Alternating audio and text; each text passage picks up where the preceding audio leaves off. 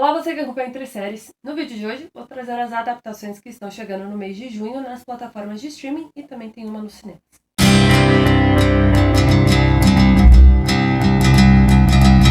O mês de junho geralmente é um pouco mais tranquilo em relação a lançamentos, por estar começando a temporada oficialmente lá nos Estados Unidos, né? Principalmente a temporada de elegibilidade para o Emmy, que eu vou falar depois um pouquinho como funciona em outros vídeos.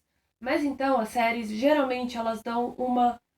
E por estar terminando a temporada principal, as séries geralmente elas tomam um respiro. As emissoras, as plataformas acabam dando um respiro um pouco maior, investindo em outras produções, mas ainda assim não dando tanto destaque para os seriados. Então as adaptações, né, e também, obviamente, filmes, mas principalmente seriados, porque ali estão acaba pegando o finalzinho, muitas vezes, de uma produção e as séries acabam engatando demais. O mês de junho geralmente é um pouco mais tranquilo em relação às adaptações, aos seriados ou filmes que chegam em plataformas de streaming, principalmente, e também emissoras. Por quê? O que acontece é que a temporada de elegibilidade começa sempre no dia 1º de junho. Mas as pessoas não querem enfiar todas as séries logo no começo. Geralmente esperam ali no fim do ano ou no início do outro ano, até o final desse período de elegibilidade, principalmente para o Prime Time Emmy, para conseguir marcar um pouco mais na cabeça das pessoas, principalmente dos votantes, o que está acontecendo. Isso não quer dizer que não temos séries.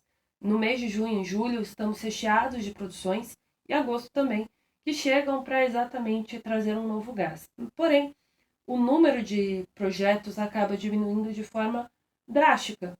Se a gente geralmente acompanha 50, 100 estreias por mês, aqui a gente vai ter 30, mais ou menos uma grande produção lançando por dia, né? Não tanto,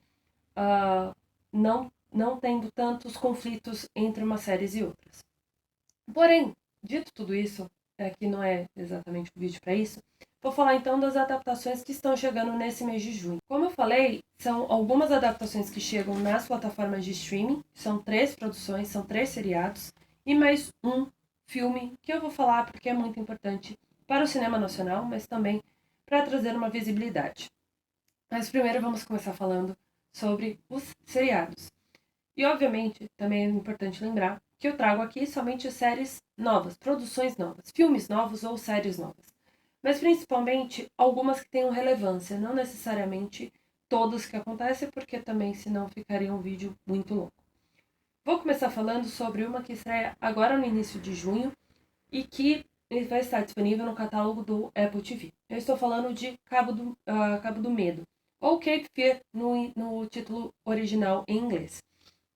Essa série é uma produção, essa minissérie é uma criação do Nick Antosca, e esse seriado é uma coisa muito interessante, porque ele é uma espécie de remake do filme de 1991, que eu vou falar um pouco daqui a pouco, sobre, né, daqui a pouco, que é um remake que, por sua vez, já é baseado num filme de 1962, que, por sua vez, é baseado no livro escrito pelo John D. MacDonald, que é o livro Os Executadores, numa tradução literal em português, porque é um trava-língua para quem tem pequeno problema de dicção e às vezes não tá num bom dia para falar direito. Enfim, então tem todos esses projetos, né, envolvendo essa única série. O filme de 91 foi dirigido pelo Martin Scorsese e o filme de 1962 foi dirigido pelo J. Lee Thompson. E esse thriller psicológico é centrado no Max Cady, que é um ex-presidiário incorrigível, né, que deixa a prisão e decide se vingar do casal que o representou 17 anos antes pelo crime que ele cometeu. A Amy Adams e o Patrick Wilson interpretam o casal, com o Javier Bardem interpretando o Max Cady. No elenco ainda de apoio tem o C.C.H. Pounder, a Anna Baryshnikov, Jamie Hector, Margarita Levieva, Lily Colias, o Ron Perlman, entre outros nomes também. A série tem 10 episódios, estreia no dia 5 de junho no catálogo do Apple TV, com os 2 primeiros capítulos disponíveis. Depois, os capítulos serão lançados semanalmente pela plataforma de streaming até o dia 31 de julho. Entre os produtores executivos está exatamente o Scorsese, o Steven Spielberg, principalmente porque ele, a Amblin Television, que é a produtora do Spielberg, está entre as produtoras, né, os estúdios, e eu vou falar daqui a pouco. Porém, além desses dois nomes que são grandiosos, e o Antosca, obviamente, que é o criador desse projeto, o Javier Bardem e a Amy Adams também atuam como produtores executivos. Cabo do Medo é uma produção da Universal Content Productions com a Amblin Television, Eat the Cake e Siquela Productions, que são essas produtoras menores, mas o principal estúdio então é a Universal Content Productions. Agora eu vou falar uma que eu estou bem ansiosa para assistir, porque é o Depois daquele ano, que é Every Year After, no título em inglês, que é baseado no livro Depois daquele verão, da Carly Fortune, que em título em inglês é Every Summer After. E eu vou explicar um pouco daqui a pouco sobre essa mudança do título.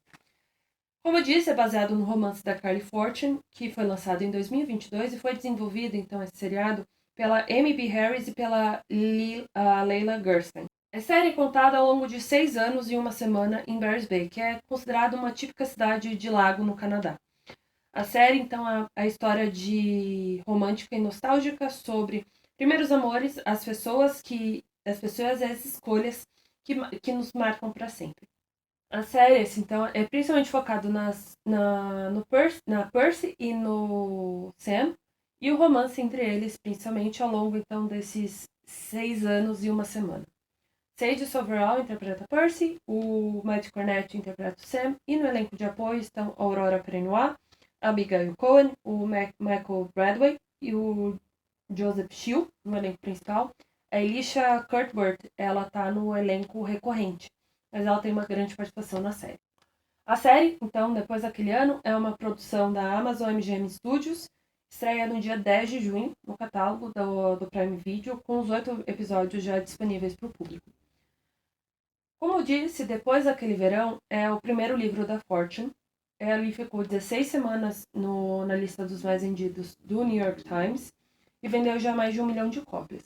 A mudança de nome, segundo algumas fontes que acabei pegando pela internet, a principal motivo da mudança é exatamente para não focar em um curto período. Quando a gente fala um único verão, né, depois daquele verão, os produtores e as roteiristas, junto com a Fortune, obviamente, acharam que talvez fosse limitado demais para uma série de TV, que eles talvez quisessem expandir para além de uma temporada. Então esse foi o principal motivo, porque depois daquele ano a gente consegue ver um pouco mais abrangente numa questão de tempo do que verão, porque verão são 3 meses, o ano tem 12, né? Descobri a roda. Mas enfim, é por aí esse o motivo que levaram pela mudança. Mas é exatamente a mesma história do livro. Provavelmente eles também vão tentar integrar a sequência, né, que foi lançada ano passado no livro, de alguma forma. Como eu disse, estreia no dia 10 de junho, então já fica aí com os dedos cruzados. Não é a única adaptação da Fortune que estava em desenvolvimento, tem alguns outros projetos. Vou acabar até linkando aqui os shorts que eu acabei fazendo, falando sobre essas outras adaptações, incluindo a mais recente que foi confirmada estar em desenvolvimento, que é dessa vez para a Netflix. A outra produção é da Netflix, de forma bem curiosa, que eu acabei de mencionar. Eu Vou Te Encontrar, ou I Will Find You, no título em inglês, que é uma criação do Robert Hu e foi baseada no livro de mesmo nome do Harlan Coben, que foi lançado em 2023. A premissa é centrada em um homem preso injustamente pelo assassinato do seu próprio filho e que recebe a informação que seu filho pode estar vivo. Sam Worthington interpreta esse pai, No elenco ainda tem a Brit Lower, o Milo Ventimiglia, Erin Richards, Jonathan Tucker, Madeline Stowe, Clancy Brown, Logan Browning, T. McBride, entre outros nomes, mas novamente, elenco principal. A série vai estrear no dia 18 de junho no catálogo da Netflix e é uma produção da Twist Productions para a plataforma de streaming. Agora eu vou falar, então, geralmente, nesses vídeos, eu falo apenas do streaming ou emissoras abertas dos Estados Unidos, emissoras do Reino Unido, outras produções que chegam em emissoras fechadas ou até mesmo abertas que chegam aqui no Brasil, né? Mas principalmente por plataformas de streaming. Dessa vez eu vou falar de uma produção que chega nos cinemas e é uma produção brasileira. Estou falando, obviamente, de 15 Dias, que é baseado no livro do Victor Martins e acompanha uma jornada de autodescoberta de um adolescente. A trama segue o Felipe, que está prontíssimo para aproveitar as férias e em paz, né? Sem sair do seu quarto ou ter interações sociais. Porém, ele não contava que a mãe aceitasse hospedar o vizinho Caio pelos 15 dias que os pais do Caio, vão ficar fora, vão estar viajando. Com esse novo visitante dentro da sua casa, os planos então do Felipe vão por água abaixo, mas inicia então um novo momento da sua vida. Assim como o livro, alguns dos temas abordados vão ser a aceitação, a insegurança, a gordofobia, homofobia e o bullying, que estão ali todos atrelados à trama principal. No elenco estão Miguel Lalo, o Diego Lira, Débora Falabella, Mica Soeiro, a Bel Moreira, Mariana Santos, Fernando Caruso, Silvio Guidani e o Augusto Madeira.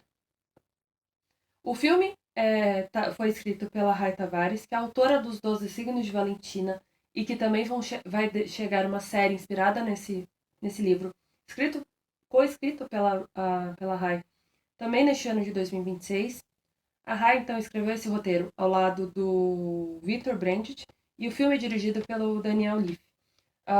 O filme é uma produção da Conspiração, distribuída pela Manequim Filmes, e estreia também no dia 18 de junho nos cinemas brasileiros.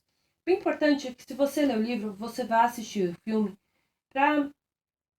porque a bilheteria, principalmente nos primeiros dias, é o mais importante para qualquer produção internacional ou nacional, mas principalmente internacional, porque aí mostra para salas de cinema,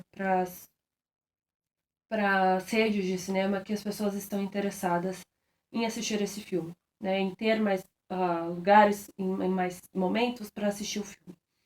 E se você lê o livro, você já conhece a história, então você tem como aproveitar de uma outra maneira.